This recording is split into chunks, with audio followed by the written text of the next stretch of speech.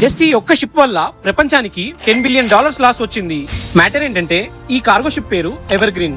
దీని పొడవు ప్యారిస్ లో ఉన్న ఈఫిల్ టవర్ కన్నా ఎక్కువ. ఈ ఎవర్ గ్రీన్ కెపాసిటీ ఎంతంటే ఒకేసారి 20,000 కన్నా ఎక్కువ కంటైనర్స్ ని తీసుకెళ్లగలదు.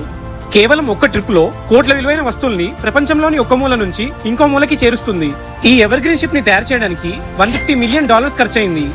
అయితే ఇది ఒక ట్రిప్ ట్రాన్స్పోర్ట్ చేస్తే కంపెనీలకి కొన్ని కోట్ల అరబ్ డాలర్స్ లాభం వస్తుంది. కానీ 2021లో ఆ ఒక్క రోజు మొత్తాన్ని మార్చేసింది. సడన్ గా వీచిన బలమైన గాలుల కారణంగా ఈ 400 మీటర్స్ పొడవైన కార్గో షిప్ స్విస్ కెనాల్ మధ్యలో అడ్డంగా ఇరుక్కుపోయింది. చూస్తుండగానే దీని కారణంగా వరల్డ్ లోని 12% ట్రేడ్ ఆగిపోయింది. దీని వాల్యూ దాదాపుగా $10 బిలియన్. ఈ ఒక్క షిప్ ఇరుక్కోవడం వల్ల వెనక ఉన్న 400 షిప్స్ కెనాల్ ని క్రాస్ చేయలేకపోయాయి. స్టార్టింగ్ ఇంకా దీన్ని బయటికి తీయడం ఇంపాసిబుల్ అనుకున్నారు. బట్ చాలా రోజులు కష్టపడి ఎన్నో టెక్నిక్స్ ని యూజ్ చేసి మొత్తానికి టెక్ బోట్ సహాయంతో షిప్ యాంగిల్ ని మారుస్తూ చుట్టుపక్కనున్న మట్టిని తీసిన తర్వాత ఓషన్ ఫ్లో పెరిగి అప్పుడు దీన్ని స్ట్రైట్ చేసి బయటికి తీశారు. ఇంకా ఇలాంటి ఇన్ఫర్మేటివ్ వీడియోస్ కోసం మన ఛానల్ ని సబ్స్క్రైబ్ చేయండి.